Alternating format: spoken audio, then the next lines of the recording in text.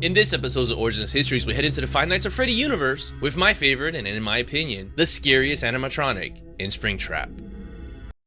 Springtrap made his first appearance not only as the main animatronic, but the only animatronic in Five Nights at Freddy 3. In Part 3, which is set 30 years later after Part 1, a horror haunt attraction has opened up at the same location in Freddy Fazbear's Pizza, which has been long closed down and in ruins, which is a perfect setting for a haunted house.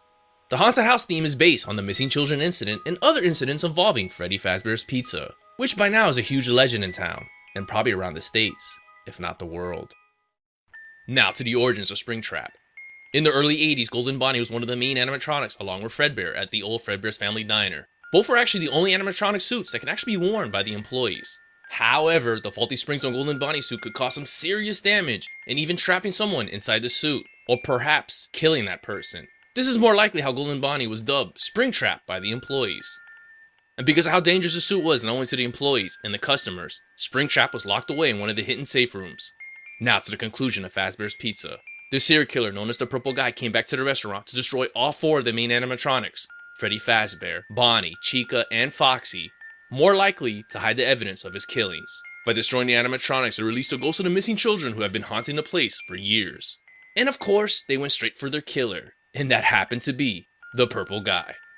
Being chased by the ghosts of the missing children, the Purple Guy runs into the hidden safe room. To hide from the ghosts, he jumps into the Springtrap suit, and it appeared his plan had worked, as the ghosts just couldn't see him. But the faulty springs of the suit strikes, killing the Purple Guy inside the suit.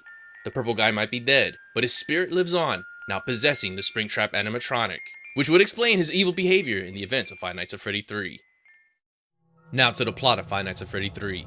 Fazbear's Fright, the horror attraction, is soon opening up, and before the grand opening, your job as the player is to watch the place at nighttime so nothing bad happens. During the daytime, while scavenging the old pizzeria, the employees stumble into a hidden safe room, and inside it they find an old animatronic Golden Bonnie suit and have named them Springtrap. Well, just like the other Five Nights at Freddy video games, the night employee, who's also the main player, has to survive the night. Not only does Springtrap stalks you throughout the nights, but he's definitely trying to kill you. Now, why in the hell this employee keeps coming back to work, I have no idea. Anyways, back to the story. In the final night, the place burns down, more likely during the final battle between the night employee and Springtrap.